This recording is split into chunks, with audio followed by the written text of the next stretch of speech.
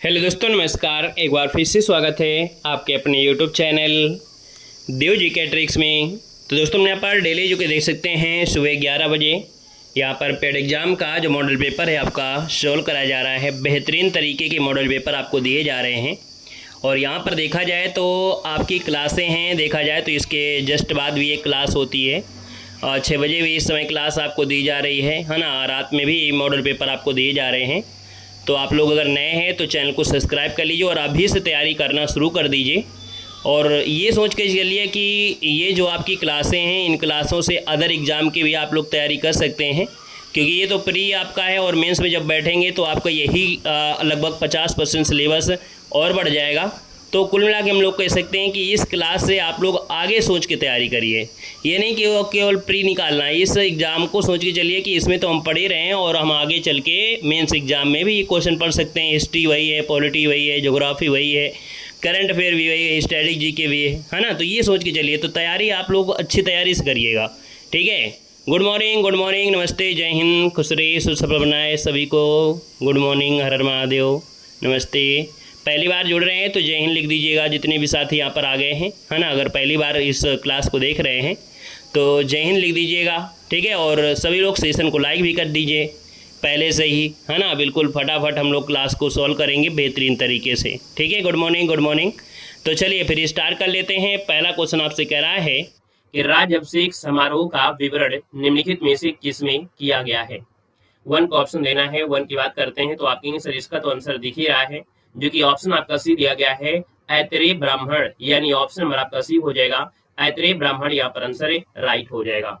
आते हैं question number आपके दूसरे को, और आपसे कह रहा है कि सर जैनियों द्वारा अपने पवित्र ग्रंथों के लिए सामूहिक रूप से किस शब्द का प्रयोग किया जाता है। चलिए बताना है कि जो जैन लोग होते हैं अपने पवित्र ग्रंथों के लिए सामूहिक रूप से किन शब्दों का प्रयोग करते हैं। आपका आंसर क्या हो जाएगा। तो दोस्तों याद रखिए, इसे बोलते हैं अंग बोलते हैं, जिसे हम लोग आगम भी कहते हैं। जैन साहित्य में दोस्तों इसी को हम लोग आगम के नाम से जाना जाता है। जो जैन लोगों का पवित्र यहाँ पर क्या है तो आपका ग्रंथ है, यानी ऑप्शन आपका बी नंबर राइट हो जाएगा। गुड मॉर्निंग, नमस्ते, जय हिंद। क्वेश्चन नंबर आपका 3 है कि कौन सा मौर्य वंश साम्राज्य के पतन के उपरांत उभरा था। यानी जो मौर्य वंश है, मौर्य वंश का जब पतन हुआ, उस पतन के बाद देखा जाए जो उभरा यानी जो अगला वंश आया वो आपका कौन सा आया था। तो यहाँ पर देखा जाए तो आपका आंसर क्या हो जाएगा, फर्स्ट नंबर, यानी कि आपका जो आंसर है वो आपका फर्स्ट नंबर राइट हो जाएगा, है ना। आगम आपने पढ़ा है तो इसको भी पढ़ लीजिएगा, क्योंकि शॉर्ट में आपको ये भी मिल सकता है। देखो यहाँ पर आपका जवाब हो जाएगा शुंग वंश, यहाँ पर हो जाएगा। यहाँ पर देख सकते हैं मौर्य वंश के अंतिम राजा पूछा जाता है, तो मौर्य वंश के अंतिम सम्राट थे बृहद्रथ, है ना। उनकी हत्या उन्हीं के सेनापति पुष्यमित्र शुंग ने कर दिया था और शुंग वंश की स्थापना किया था, यानी ऑप्शन आपका फर्स्ट नंबर राइट हो जाएगा। क्वेश्चन नंबर आपका 4 दिया गया है और आपसे कह रहा है कि विक्रमशिला विश्वविद्यालय की स्थापना धर्मपाल ने की थी। यह विश्वविद्यालय किस शताब्दी की शुरुआत में स्थापित हुआ था। यहाँ पर जवाब देना है। आपका जो आंसर है इनमें से राइट क्या हो जाएगा। तो आप कहेंगे सर यहाँ पर जो आपका दिया गया है ये 9वीं शताब्दी में हुआ था। कब हुआ था। तो विक्रमशिला विश्वविद्यालय की जो स्थापना है ये 8वीं शताब्दी के अंत में हुआ था, यानी हम लोग कह सकते हैं कि जब ये अंत है तो या हम लोग 9वीं कह सकते हैं या 8वीं के लास्ट में कह सकते हैं। तो इसका जो आंसर आपका दिया है वो आपका फर्स्ट नंबर राइट हो जाएगा। क्वेश्चन नंबर आपका 5 है कि गंगईकोंड चोल या गंगा नदी के विजेता की उपाधि प्राप्त किया था। यहाँ पर ये जो उपाधि दी गई थी गंगा नदी के विजेता, जिसे गंगईकोंड चोल कहा गया है, और ये उपाधि जो आपकी थी वो राजेंद्र की थी, यानी राजेंद्र चोल प्रथम। यहाँ पर जो आपका आंसर बनेगा वो राइट हो जाएगा, सी नंबर के साथ आपका चला जाएगा, ठीक है। गुड मॉर्निंग, नमस्ते, वेलकम, स्वागत है। क्वेश्चन नंबर आपका देखो दिया है 6 नंबर में कि चांदी का जो सिक्का है ये जो टंका चलाया था वो किसने चलाया था। गुड मॉर्निंग सभी को, गुड मॉर्निंग। सेशन को भाई लाइक करते चलिएगा जितने लोग यहाँ पर जुड़ रहे हैं, है ना। सर चांदी का जो सिक्का है टंका वो किसने चलाया था। तो आप कहेंगे सर 6 नंबर है। यहाँ पर जो आपका दिया गया है आपका इल्तुतमिश, यानी कि आपका जो आंसर है वो बी नंबर इसका राइट हो जाएगा। देखा जाए तो इल्तुतमिश ने जो किया था भारत में शुद्ध अरबी सिक्के चलाए थे। क्या चलाया था। तो याद रखिएगा शुद्ध जो अरबी सिक्के थे, शुद्ध अरबी सिक्के अगर आपसे पूछ ले तो शुद्ध अरबी सिक्के यहाँ पर चलाया था, याद रखिएगा। इसने देखा जाए चांदी के टंका और तांबे का जीतल, है ना, चांदी का टंका था और तांबे का जीतल था, ये चलाया था, तो ऑप्शन बी राइट हो जाएगा। क्वेश्चन आपसे अगला पूछा गया है, कह रहा है सर भारतीय सुधार संघ का निर्माण कब किया गया था, आपसे पूछा गया है। यहाँ पर अगर हम आपसे पूछे सर भारतीय सुधार संघ का निर्माण है ये कब किया गया, तो 7 का ऑप्शन बनेगा 1870, यानी फर्स्ट नंबर इसका राइट हो जाएगा। और किसने किया था, तो भारतीय सुधार संघ का जो निर्माण है वो आपके केशव चंद्र ने किया था। यहाँ पर केशव चंद्र आपका आंसर है, यहाँ पर 1870 आपका हो जाएगा, राइट हो जाएगा। क्वेश्चन नंबर आपके यहाँ पर 8 दिया गया है कि अल्लूरी सीताराम राजू भारत के किस राज्य के आदिवासी स्वतंत्रता सेनानी थे। अल्लूरी सीताराम राजू भारत के किस राज्य के आदिवासी स्वतंत्रता सेनानी थे। यहाँ पर आपका 8 नंबर है और 8 की बात करते हैं तो दोस्तों याद रखिए ऑप्शन सी हो जाएगा, ये आपके आंध्र प्रदेश है। क्या हो जाएगा, आंध्र प्रदेश में 1922 में रमप्पा विद्रोह, जिसको हम लोग मान्यम विद्रोह के नाम से जानते हैं। तो ये क्वेश्चन आपके कठिन वाले में है, सरल मत समझिएगा, याद रखिएगा। ये क्वेश्चन का आंसर तुक्का मार के भले ही आप लोग कर लो सही, लेकिन वैसे आप लोग कॉन्सेप्ट से सही नहीं कर सकते थे। याद रखिए ये जो अल्लूरी सीताराम राजू है ये आदिवासी स्वतंत्रता सेनानी थे आंध्र प्रदेश के। ऑप्शन नंबर आपका सी यहाँ पर राइट हो जाएगा, ठीक है ना। और अगले क्वेश्चन पर आते हैं। क्वेश्चन नंबर आपसे अगला पूछा गया है कि 1923 को झंडा सत्याग्रह या ध्वज सत्याग्रह किस शहर में आयोजित किया गया था।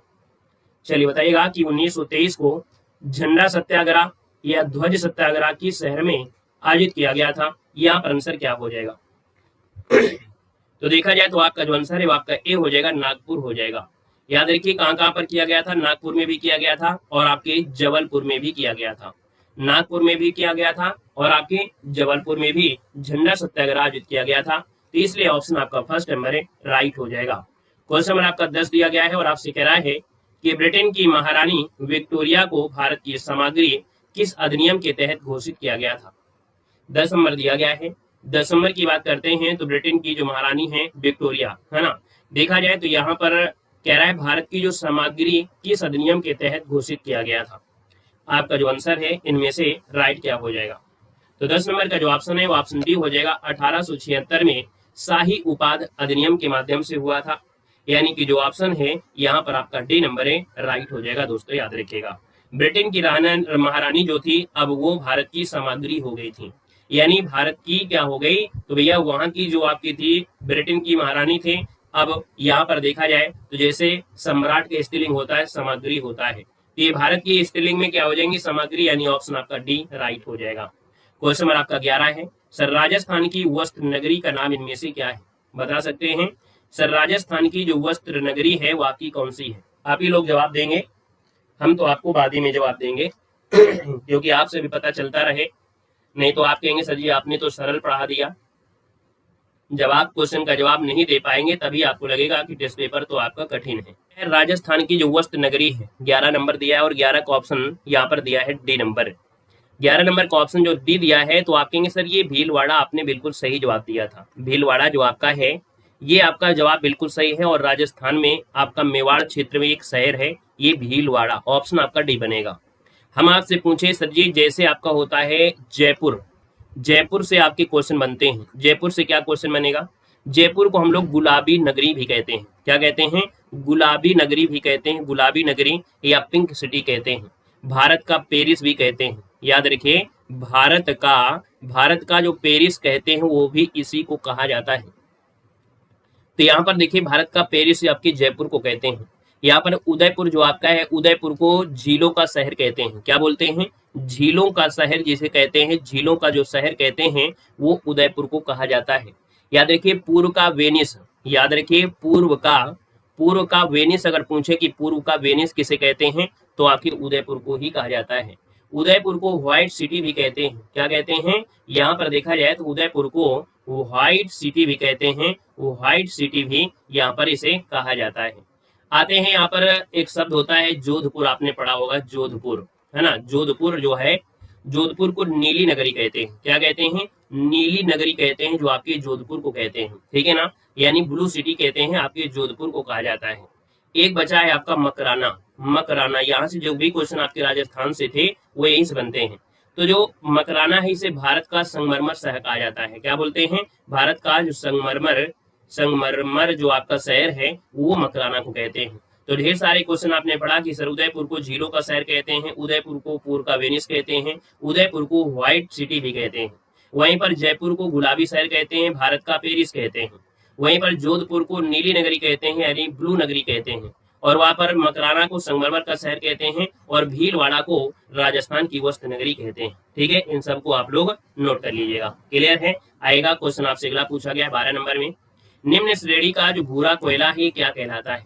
यानी जो निम्न श्रेणी का भूरा कोयला होता है, इस भूरे कोयले को हम लोग बोलते हैं लिग्नाइट कोयला। क्या बोलते हैं? लिग्नाइट कोयला है, यानी ये अक्सर भूरे रंग के कोयले के रूप में ही जाना जाता है।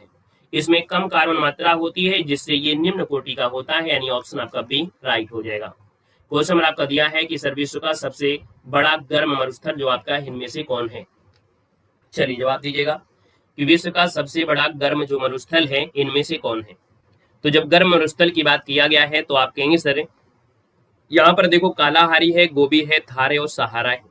जवाब की बात करते हैं तो आप कहेंगे सर विश्व का सबसे बड़ा गर्म ये जो आपका आता है वो सहारा है। इतने आसान क्वेश्चन को भी आप लोग गलत कर देंगे तो फिर कैसे काम बनेगा भाई, है ना? कैसे काम बनेंगे? हम कैसे कह दें कि आप लोग बहुत सरल सरल पढ़ रहे हैं? बोलने को तो आप बोल देते हैं बहुत सरल पेपर आपका है, लेकिन आप ऐसे क्वेश्चन को ही गलत कर दे रहे हैं। याद रखिए जो सहारा मरुस्थल है दुनिया का सबसे बड़ा गर्म मरुस्थल है। यहाँ पर देखा जाए तो आपका जो आंसर है वो आपका डी इसका राइट हो जाएगा, सहारा मरुस्थल। क्वेश्चन नंबर आपका 14 है कि पृथ्वी के निम्न में से किस परत में वायुमंडलीय ओजोन परत अधिक केंद्रित है? यहाँ पर देखिए आपका जो होगा राइट क्या हो जाएगा, हाँ गोबी जो आपका है वो ठंडा मरुस्थल है। चलिए बताइएगा वायुमंडलीय ओजोन परत जो आपका अधिकतर केंद्रित है वो आपकी किस में है? 14 नंबर का ऑप्शन तो बता ही सकते हैं कि जो सर ओजोन परत आपकी है वो आपको मिलेगी समताप मंडल में मिलेगी, यानी ऑप्शन आपका सी इसका राइट हो जाएगा। यहाँ पर आगे बढ़िएगा, क्वेश्चन आपसे दिया गया है 15 नंबर में, निम्न में से कौन सा है जो नाभिकीय शक्ति संयंत्र उत्तर प्रदेश में स्थित है? यहाँ पर उत्तर प्रदेश में जो स्थित हो आपके कौन सा है? तो जब उत्तर प्रदेश की बात करते हैं तो उत्तर प्रदेश में जो आपका है वो नरौरा है ना? नरौरा है।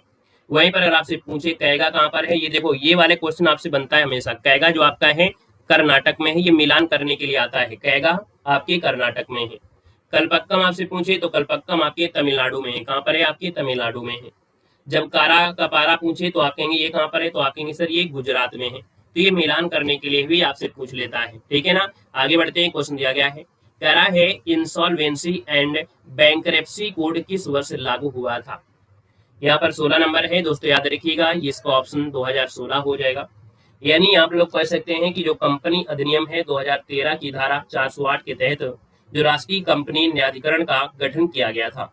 तो भैया यहाँ पर जो आपका आंसर है वो राइट हो जाएगा कौन? तो ऑप्शन आपका फर्स्ट राइट हो जाएगा। ये आप लोगों के लिए नया क्वेश्चन नहीं है, ये नया क्वेश्चन के साथ साथ कठिन क्वेश्चन भी है ना? तो स्क्रीनशॉट ले लीजिएगा, क्योंकि एग्जाम में अगर ये क्वेश्चन आ जाता तो भी आप कहते कि बहुत कठिन क्वेश्चन आपका है ना? तो देखिए इसका आंसर आपका फर्स्ट बनेगा। क्वेश्चन में आपका दिया है 17 में, प्रधानमंत्री जन धन योजना किसके द्वारा शुरू की गई थी?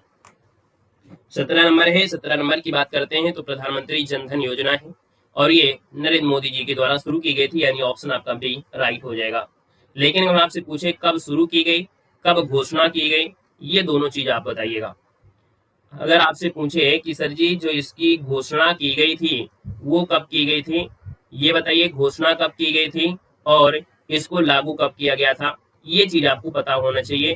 बिना ऑप्शन के भी आपको पता होना चाहिए। तो चलिए सबसे पहले घोषणा कब हुई थी और लागू कब हुआ? चलिए 2014, वेरी गुड। 2014 15 सितंबर 2014। किसी का जवाब सही नहीं है, किसी का जवाब भी अभी तक सही नहीं है। याद रखिए 15 अगस्त। कब? 15 अगस्त। और यहाँ पर आपका है 28 अगस्त। क्या है? 28 अगस्त। यानी जो घोषणा हुई थी वो आपकी 15 अगस्त को हुई थी और ये जो लागू हुई थी वो आपकी 28 अगस्त को लागू हुई थी। अब आपको बताना है कि 2014 है या 2015 है। तो याद रखिए यहाँ पर आपका 2014 आपका भरा जाएगा, 2014। यानी घोषणा आपकी 15 अगस्त 2014 को हुई थी और लागू जो हुई थी वो 28 अगस्त 2014 को हुई थी। मैसेज मिटाने से ये मत समझिए कि हम देख नहीं पा रहे हैं, हर एक के कमेंट हमको दिखते हैं, हर एक कमेंट जानते हैं और अच्छे से अच्छे लोगों को भी जानते हैं कि जो ये कहते हैं कि नहीं पेपर सरल बहुत आपका है और थोड़ा कठिन लाइएगा। जब आप सरल से सरल क्वेश्चन को ही नहीं सॉल्व कर पाते हैं तो फिर आपको कठिन ले आएंगे तो फिर आप तो 1-2 दिन क्लास लेंगे, इसके बाद पता भी नहीं चलेगा। ठीक है ना? तो यहाँ पर देखिए अगला क्वेश्चन आपसे दिया गया है आपके 18 नंबर में, कि भारत सरकार का कौन सा मंत्रालय है जो भारत की विदेश व्यापार नीति से संबंधित है। चलिए क्वेश्चन नंबर आपके 18 को देना है कि भारत सरकार का कौन सा मंत्रालय है जो भारत की विदेश व्यापार नीति से संबंधित है। हमारी क्लास को जब आप सॉल्व करोगे तो आपको लगेगा कि पेपर जो आपका है बड़ा सरल है ना, क्योंकि हम आंसर आपको पहले बता देते हैं। लेकिन फिर क्या होता है, जब आप लोगों से हम अगर मौका दे देते हैं कि आप लोग पहले बताओ, तो आप लोगों में से 10% भी जवाब सही नहीं आ पाते, है ना। चलिए हाँ, यहाँ पर अगर हम बात करें 18 नंबर में, तो 18 का जो ऑप्शन है वो आपका क्या हो जाएगा। तो जवाब यहाँ पर देखिए आपका बी भी आया है, लेकिन ऑप्शन आपका बी नहीं सही है। याद रखिए भारत सरकार का जो कौन सा मंत्रालय है, ये वाणिज्यिक और उद्योग मंत्रालय है जो भारत की विदेश व्यापार नीति से संबंधित है। यहाँ पर याद रखिए इसको ऑप्शन सी लगाना है, वाणिज्यिक और उद्योग मंत्रालय आपका जवाब राइट हो जाएगा, नोट कर लीजिएगा।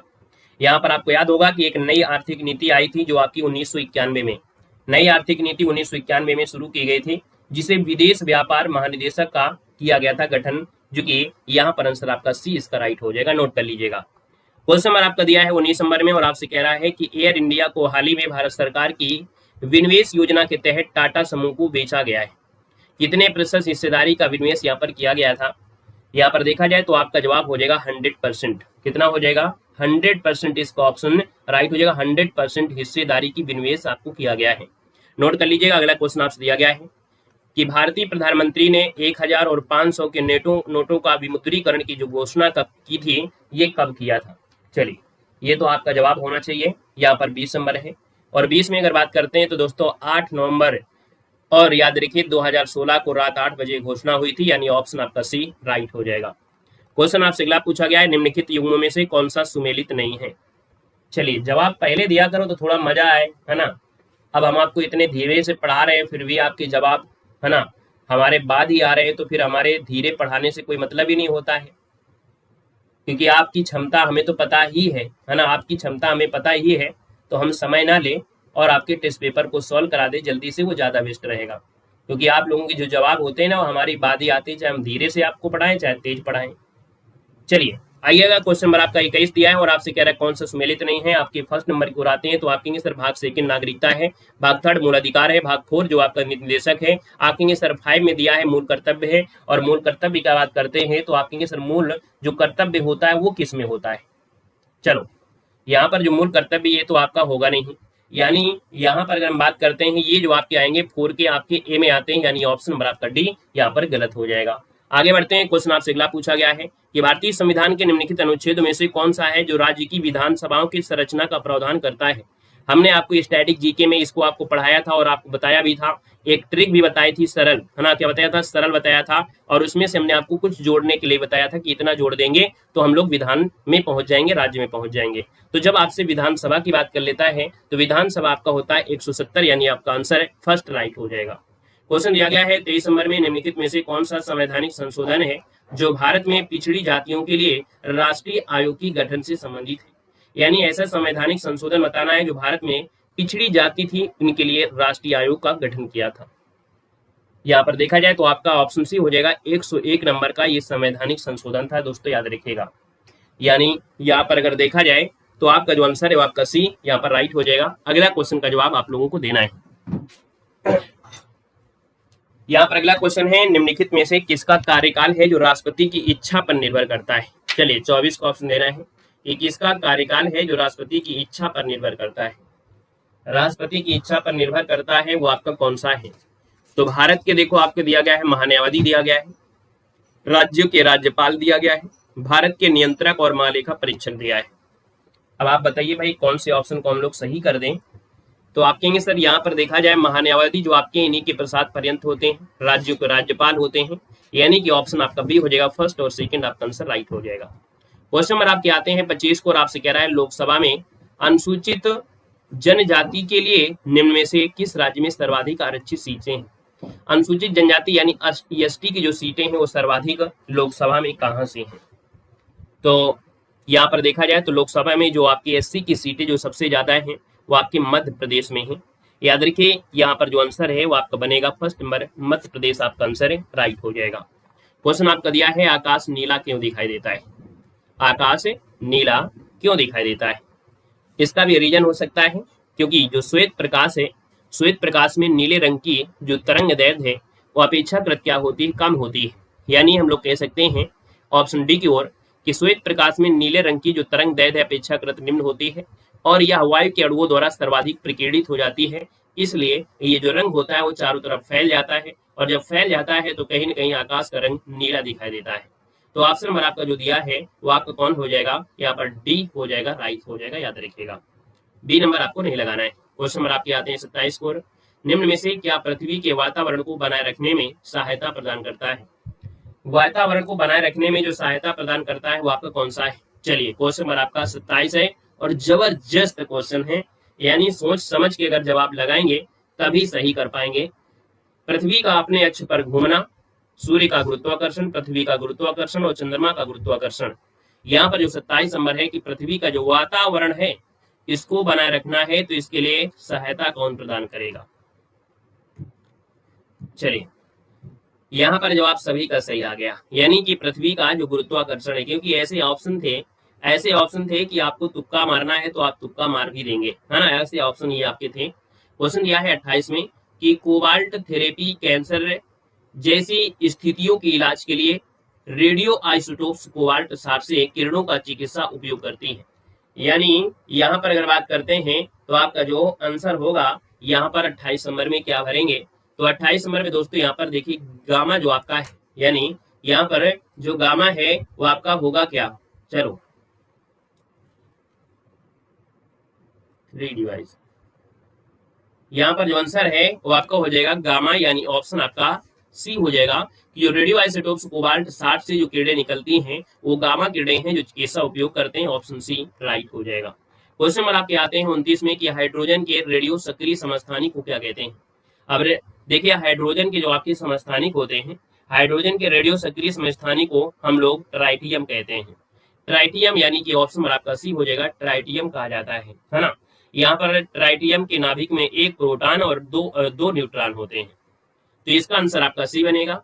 अगले क्वेश्चन पर आते हैं। क्वेश्चन दिया गया है रक्त के प्रकार के ऊतक का एक उदाहरण है। रक्त के प्रकार की ऊतक का उदाहरण आपसे है यहाँ पर 30 नंबर में, तो आप कहेंगे सर रक्त जो आपका होता है वो क्या होता है, एक तरल संयोजी ऊतक होता है। क्या होते हैं, रक्त एक तरल संयोजी ऊतक होता है, यानी ऑप्शन आपका बी बनेगा। कह रहा है निरुत्तर का शुद्ध संधिविच्छेद करना है, निरुत्तर का शुद्ध संधिविच्छेद करना है। अब आप ही बताइएगा कि आप इसका संधिविच्छेद करेंगे तो ये जो रा लगा है इस रा को विसर्ग में परिवर्तन करेंगे और उत्तर जो आपका सही लिखा है वो आपकी ऑप्शन किस में लिखा है, ऑप्शन डी की ओर सही हो जाएगा।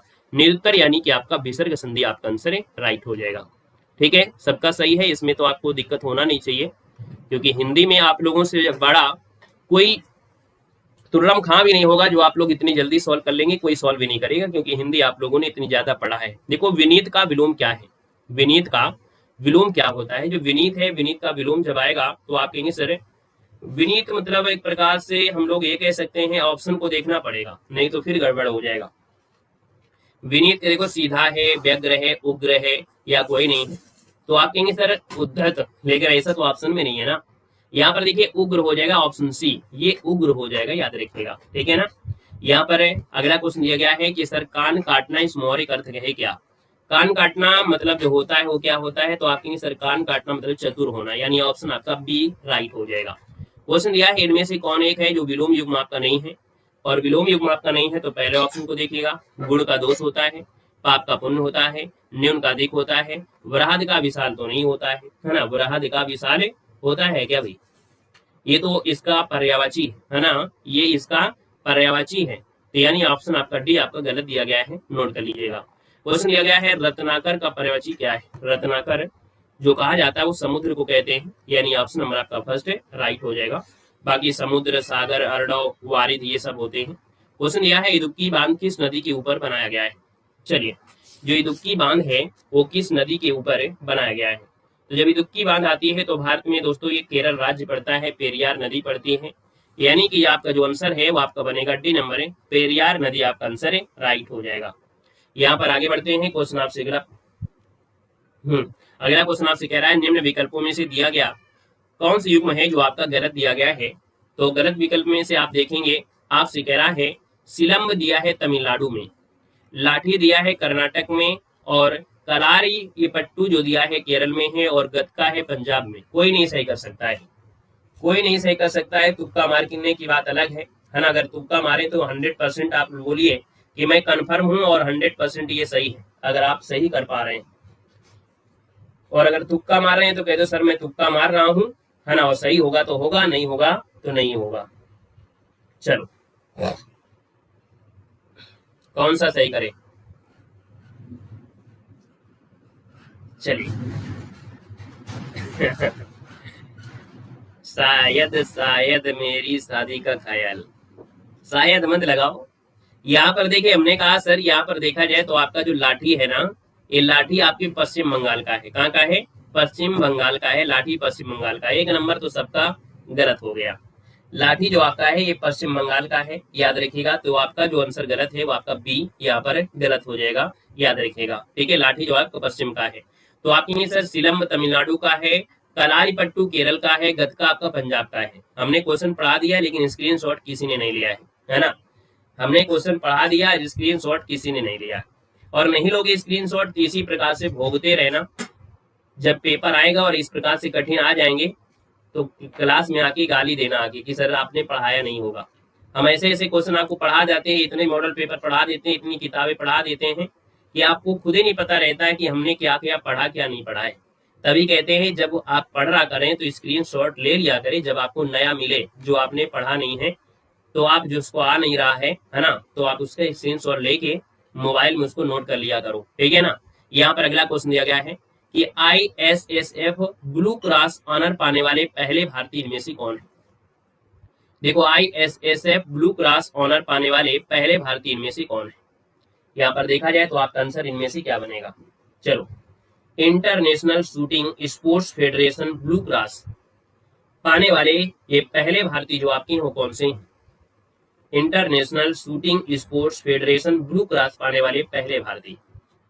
अब देखो हमने यहाँ पर बता भी दिया है तो आप जान सकते हैं शूटिंग और शूटिंग दिया है, यानी कि आपका आंसर भी हो जाएगा अभिनव बिंद्रा। आपका आंसर है राइट हो जाएगा, अभिनव बिंद्रा हो जाएगा। क्वेश्चन दिया है 64 में निम्नलिखित में से किस देश की कोई भी सीमा समुद्र से नहीं लगती है? समुद्र से नहीं लगती है। अब आप ही बताइएगा कि समुद्र से नहीं लगती है और ये आपका है कौन?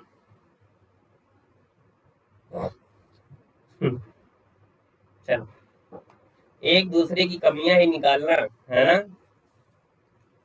चलो यहाँ पर देखिए 64 नंबर है। 64 नंबर की बात करते हैं तो आपका जो आंसर आ गया है वो ऑप्शन आ रहा है किसी का भी, किसी, अरे 74 नहीं आगे भाई 64 आए।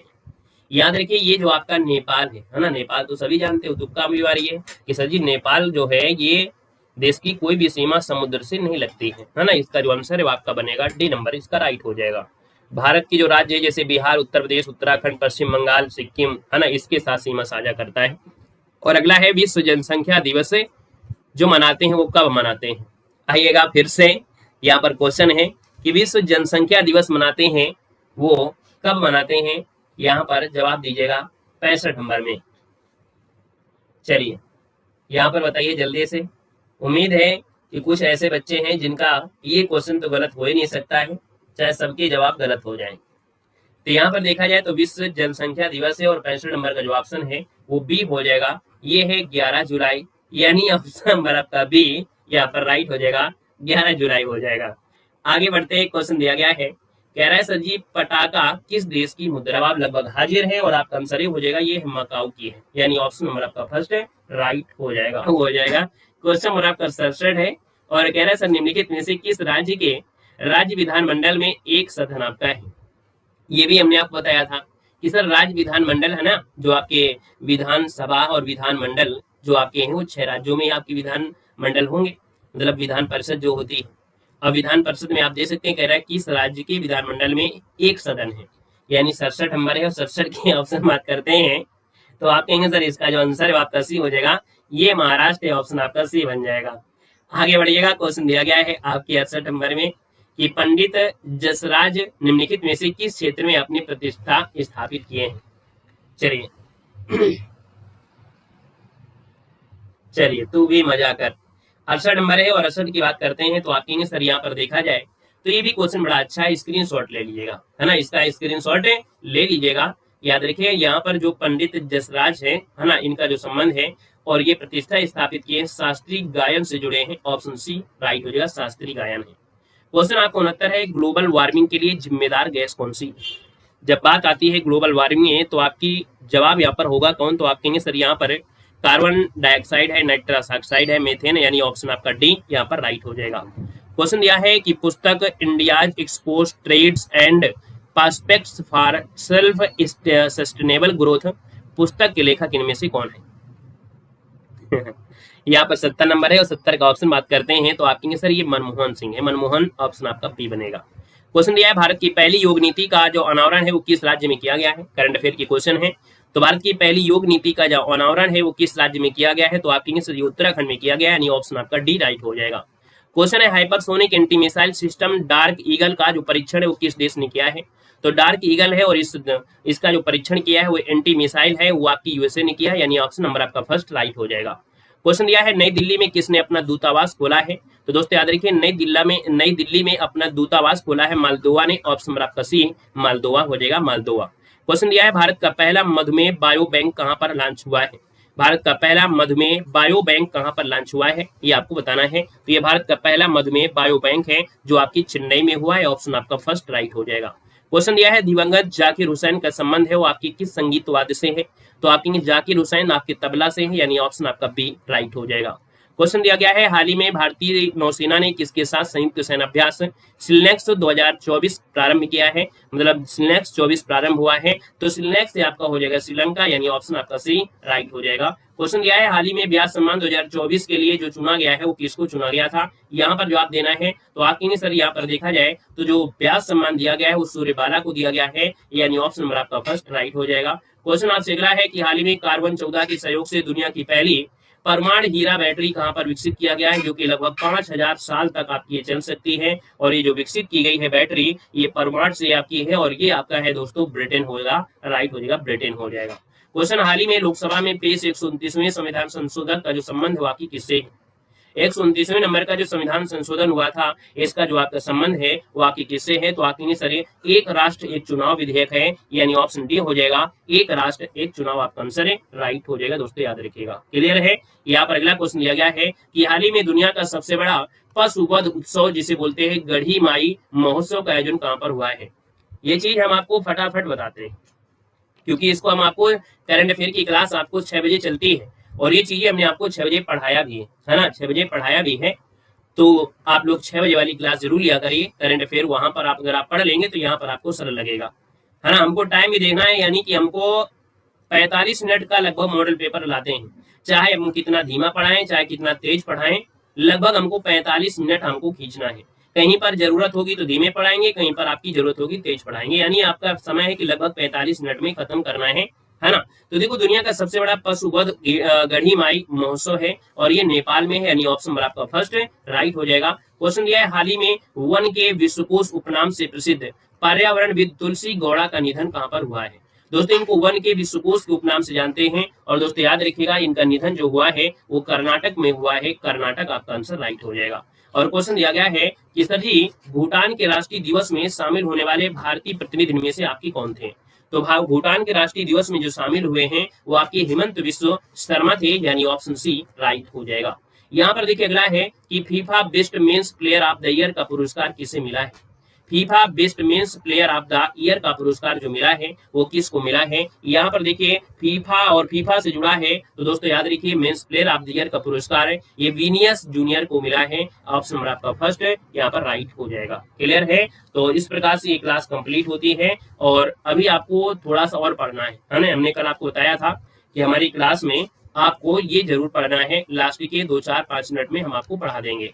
देखिए हम आते हैं भारतीय राष्ट्रीय आंदोलन जो कि स्टार्ट होता है 1885 से 1947 तक, इसको जरूर देखिएगा। ये 3 चरण हम लोग लेते हैं और 3 चरणों में अगर हम बात कर लेते हैं तो आप कहेंगे सर ये जो 3 चरण है, पहला चरण जो आपका है वो आपका होता है कौन? तो आपका उदारवादी जो कि 1885 से 1905 तक है, उग्रवादी चरण 1905 से 1919 तक होगा और गांधीवादी चरण जो लेते हैं वो आपकी 1919 से 1947 तक यहाँ पर होते हैं। तो यहाँ पर देखो दिया गया है कि आपका 1885 में कांग्रेस की स्थापना होती है, इसके बाद अगली घटना आपकी होती है 1905 में बंगाल का विभाजन होता है, 1906 में मुस्लिम लीग की स्थापना होती है, 1907 में कांग्रेस का सूरत अधिवेशन में विभाजन हो जाता है, इसके बाद 1908 को खुदीराम बोस को फांसी दी जाती है। 1909 में मार्ले मिंटो सुधार, जिसमें मुस्लिम महिलाओं को भी यहाँ पर मुस्लिम को जो आपका है वोट देने की है ना, वो भी आपकी व्यवस्था इसी में किया गया था। यहाँ पर गदर आंदोलन जो आपके हैं 1913 में आपकी घटना होती है। अगली घटना 1914 में प्रथम विश्व युद्ध की शुरुआत होती है जो कि 1918 तक चलता है। यहाँ पर 1915 में गांधी जी का भारत पर आगमन होता है जो कि 9 जनवरी को प्रवासी दिवस मनाते हैं। 1916 में अगली घटना 1916 में लखनऊ समझौता होता है जिसमें नरम दल और गरम दल जो आपके होते हैं वो पास आते हैं। और आपके देखा जाए तो यहाँ पर जो अध्यक्ष थे है ना, जो आपके लखनऊ में जो 1916 में लखनऊ समझौता हुआ था उसमें जो आपके अध्यक्ष थे वो आपके कौन थे भाई, जल्दी बताइए, हमको याद नहीं आ रहा।